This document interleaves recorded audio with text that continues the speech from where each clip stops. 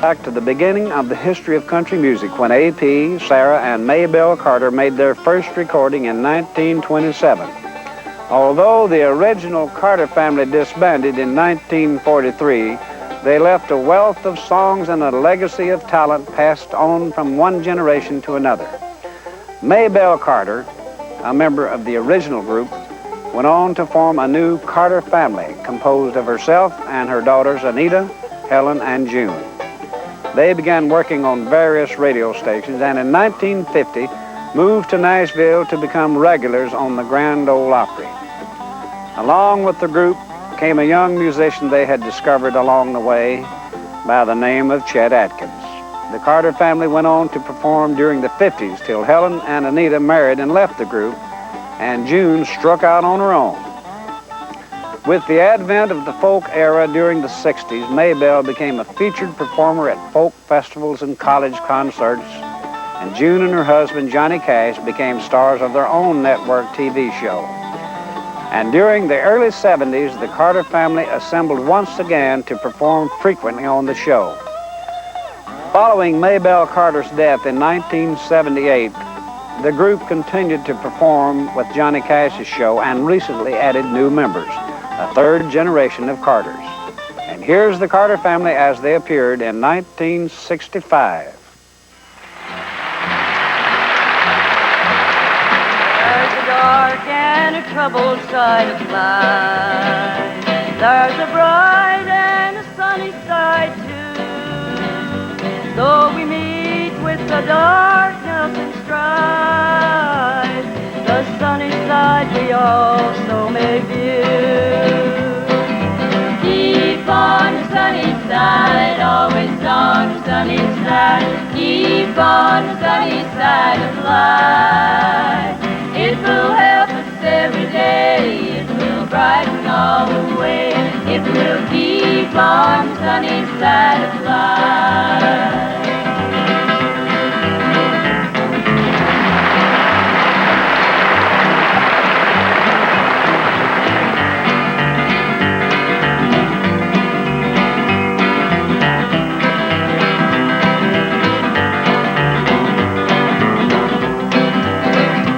Let us greet with a song of hope each day.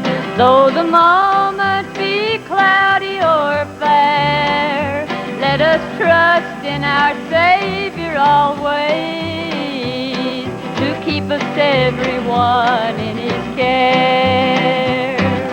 Keep on the sunny side, always on the sunny side. Keep on the sunny side of life. It will help us every day, it will brighten all the way. It will keep on the sunny side of life.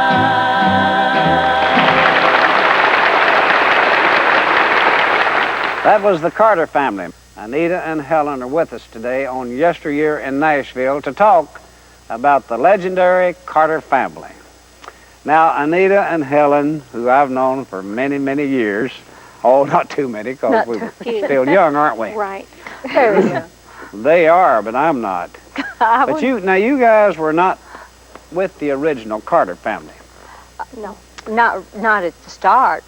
We worked. We weren't born yet. Yeah, that's right. Not quite. No, our mother, Maybelle, and A.P. and Sarah were the original members, and they started. That was just three people. Three people. And they played, like my mother played the lead guitar, you know, like on Wildwood Flower, and Aunt Sarah either played a rhythm guitar or she strummed the alto harp, you know, with the rhythm. They didn't have a bass or anything like that, but sometimes A.P. just sang. A.P. just sort of sung a little bass whenever he felt like it, and he had his very own style of doing that, as we all know. But he had a fiddle. Yeah. And once in a while he'd go back and you know, pick it up and play 2 or 3 little notes on the fiddle. And well, you just almost had to know him to really appreciate A.P. He was something else. Yeah, they were. Now that's the original family with only 3 members. Only 3. People get a little mixed up because Yes, they do. the big records they had that they made in 1925 were the 3 people.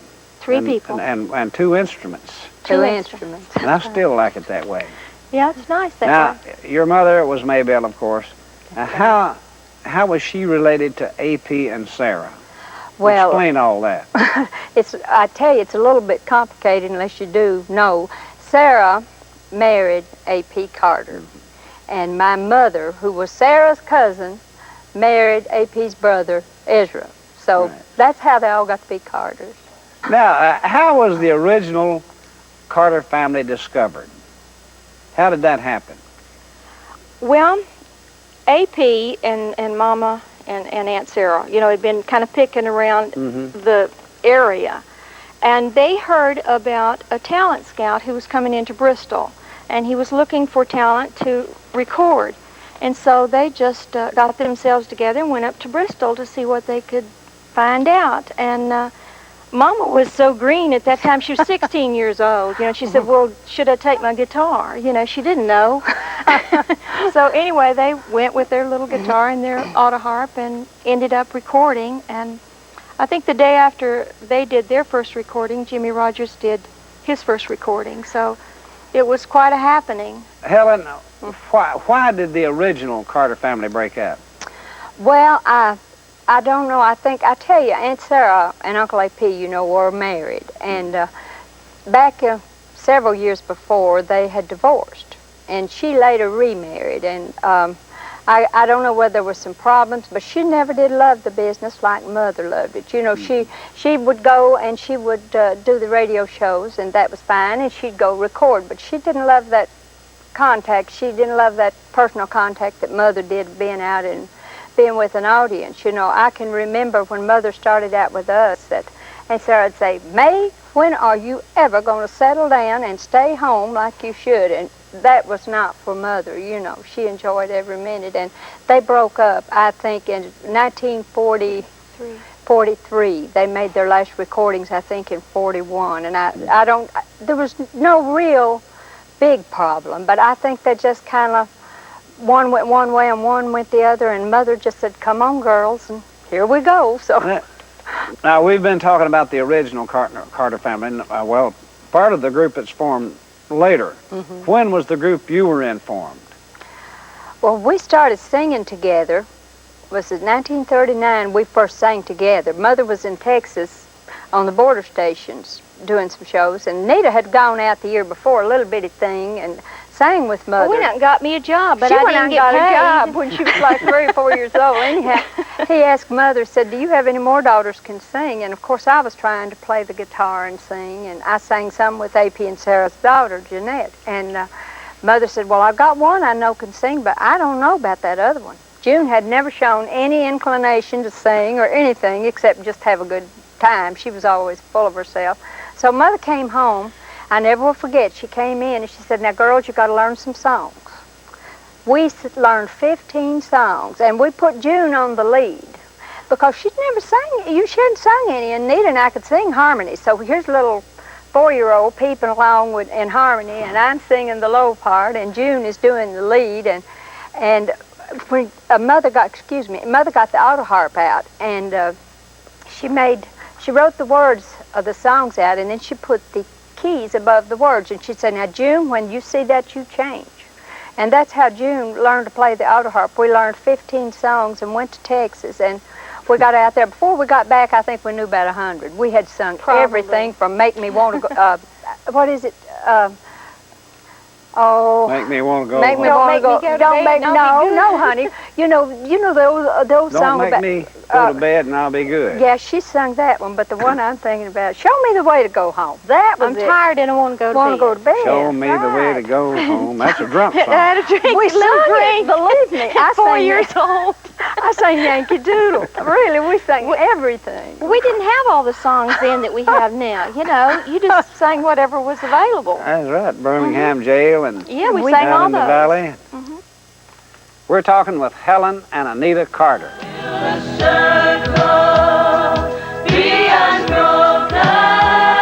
A group of girls to be on the Opry? I think Was there ahead of probably to so. be a complete unit with the Unit, except, you know, yeah. like Chester. Definitely a unit, Yeah. I think. Well, Sarah and Sally. Yeah, Yeah. Sarah and Sally with, you know, but And then Minnie Pearl. Yeah. yeah, oh, But- many, yeah, but But a group to of be singers. a group of just Girls. women that kind of played their own instruments Yeah. and, you know, had kind of made it by themselves until they found that they really did need Chester, you know. And he helped us so much in learning the new chords and everything. And now here is the Carter family back in 1962. If I was on some foggy mountain top, I'd sail away to the west. I'd sail all around this old wide world to the boy I love the best. If I had listened to what Mama said, I would not have been today, wishing for things that I'll never have and weeping my sweet life away. If I was on some foggy mountain top, I'd sail away to the west. I'd sail all around this old wide world to the boy I love the best. You've caused me to weep, you've caused me to mourn, you've caused me to leave my home. Oh, that lonesome pine and these good old times, I'm on my way back home. Oh, when you see that two-faced blonde, there's something you can tell her. She need not fool her time away trying to steal my feller. Oh, when you come to court me, put on your navy blue. That long tail roused about you, where don't do a thing for you. If I was on some foggy mountain top, I'd sail away to the west. I'd sail all around this old wide world to the boy I love the best. Yodelay, dally-delay, dally-delay, yodelay. How would you describe each of your parts in the group? Now, Maybelle was the leader, Definitely. and the rest of you had different parts. For example, you played accordion. I played accordion and guitar and sung the part that was left usually. And June, of course, was the funny person. And here's the voice. And I was the troublemaker. This was the voice, and this was the one from the time she was that high. When one of us hit a bad note, we got pinched or a dirty look, like you've done it again, you know. This little gal here can't hit a bad note. I had Perfect a bunch pitch. of them, Archie. I think it's probably your fault that you haven't had the biggest hit record of all women singers. I think you just didn't put enough in it. Am I right or wrong?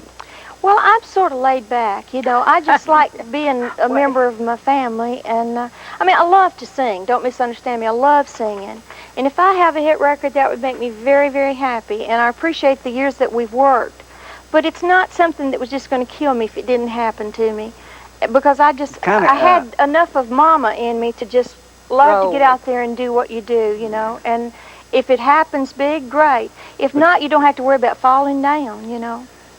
What were some of your big records back in the 50s? Oh, 50s. Well, I had a duet with Hank Snow that sold like a million copies on Bluebird Island and Down the Trail of Aching Hearts. That was a pretty big record. Then I did one by myself called Blue Doll. The family did Fair and Tender Ladies was a pretty good record for us back in that time. Now, Maybelle was known as one of the finest and most creative instrumentalists of all time. How about describing her innovative style of playing the auto harp and the guitar? Mother, you know, Aunt Sarah always just drummed the auto harp. And Mother was one of these people, if she saw an instrument, she was going to get something out of it some way. So we were just young girls, I remember, very young, in fact. And she started playing the auto harp, and one day she was playing San Antonio Rose on that thing, and I could not believe what she was doing to that auto harp, you know. And I remember we worked a show, I believe it was in Louisville, Kentucky, with Pee Wee King. That's where I found out I played my accordion upside down, by the way. I didn't know the difference. The country girl didn't know when. Wait a minute now, wait a minute. You were playing it. You were playing it upside down? My daddy, you just have to know our daddy really well. You knew him, so you know what a character he was. But he bought instruments. He bought the bass fiddle, He bought gave the it to me. accordion. And he said, all right, girls. Now, June at that time didn't play hardly anything. She was too busy patting her foot and moving, you know, so she didn't pick up anything. But I was fool enough to pick up that accordion, and Nita got the bass fiddle when she was only like 10 years old, 8 or 10 years old, and stood on a box to reach it. But I put that accordion on upside down and went to work show. We went on the bus, by the way. I remember riding the bus. It was back in the early part of the war, back during the war. And when we got there, Pee Wee King looked at me, and I was just playing away. And I thought, when I got it, I thought, well, the lead's on the left hand. How? This is funny. And he said, honey, did you know you've got that thing on upside down? I said, are you kidding me? He said, no. I said, my word. And turned. Your bass notes and everything were in the wrong. You should have left it. I should have left it. I'd have been really unique, you know, but I didn't. Yeah, I don't know why you didn't. No. Now, you grew up as children of recording artists. Now, what was it like being a country star and at the time your mother was performing as part of the original Carter family? You mean working with Mother or Yeah. sitting home and listening to her? Well, both ways. Well, I tell you, you know, I don't think we truly realized the size or the impact that Mother and the old family had on the world, because when you're a child, you know, and grow up with something, you don't appreciate it. Looking back now, I would be trying to remember every little thing when people ask me these questions. And it didn't dawn on me, as I said, she was merely Mother who cooked the best meals and who made our clothes and who hung the washing on the line, and she was everything to us. She wasn't just Mother Maybelle. Of course, as an entertainer, she was fantastic. Did you travel any with her during the my 50s and Yes, 40s, yes. 30s and 40s? Yeah, we did. We started going around with the old original family, see. We traveled a little with them. Not and, Nita, though. Oh, yeah, I got to go in a the few 40s. places in the 40s. You know, the early 40s. You were a little bitty booger, though, then. Oh, sure, but I We're not- started working when I was a little bitty. She was tiny, but I traveled a lot with them. I sang with A.P. and Sarah's daughter some, and I was terrified of it, and I loved the business so well, but I was scared to death on the stage, you know. And for years, after we all grew up and melded into an act, kind of, you know, you feel it. And right to this day, when I'm on the stage by myself, I'm like I'm alone. That's why You feel undressed. I you know, want the without family your around family me, that around you. togetherness. You really do. But traveling with them was something. I remember one night Uncle A.P. got us lost on White Top Mountain out of Bristol. I was going to ask you that. Now, back in the 30s and 40s, you didn't have the expressways and the rest. You had to find your way on dirt roads, even. Dirt. Right. If it was Ford the gravel, it was a creeks. luxury. Ford the creeks and knock on somebody's door and say, hey, how do we get up here to Buffalo School or something? And that's what you played mostly. The only school. auditoriums available was schoolhouses. Schools, courthouses, ice cream suppers, and, you know, just things like that. But I tell you, some of the greatest times in our life, looking back, I remember our first PA set. My daddy was a real progressive man. He went out and bought the first PA set for us when Mother and June and Anita and I were working. And I'll never forget the horns. The horns were, you know, the big horns that go on the car.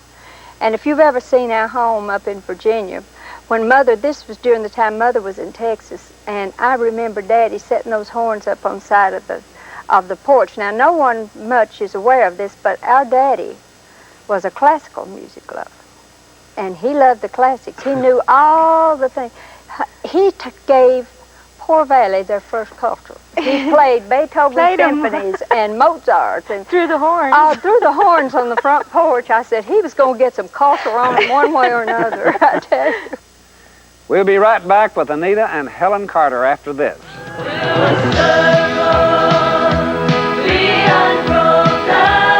Really popular on the college circuit back in the 60s. How did she feel about that, going to all these? She was loved funny. it. She loved it, but you tell them. It's we worked like festivals and things like that. You remember when Mom did the thing with the Nitty Gritty Dirt Band, Circle B, and we worked a lot of the festivals, and to watch these young people and the way they treated our mother just made us feel so good, because you could walk in and you'd see people everywhere. It was just a sea of people, and you could walk right through them, and they would say, that's Mother Maybelle, you know, and just so pleased, but never reached out to grab her, or, you know, like sometimes they do. They'll reach and grab you. But they treated her with so much respect, and you could keep the crowd back with just like one little rope, you know, where you normally can't do that. But they would just come and just want to get close to her. It was like an It was just beautiful, you know, and she could not get over it. The fact that those young people really loved her, you know. What do you feel was her greatest contribution to country music, Mother Maybelle? I think one of the things that she really proved is that a woman can get out there and make it just like a man as far as music is concerned, if she's got the drive and the talent. And Mother had the talent, but I really believe, had my daddy told her she could not come out of Poor Valley with us, she would not have moved from Poor Valley, because she was that dedicated to her marriage and her children, you know. But he said, now take it, he said, May, take these kids and go on. You've got your show, just go on like you are. And she believed him, and she went that way. And I believe that she, and you know, back in before Chester went to work with us, and even after he left us, we traveled thousands and thousands of miles, just 4 girls in the car. We've been talking with Anita and Helen Carter. Join us again for Yesteryear in Nashville.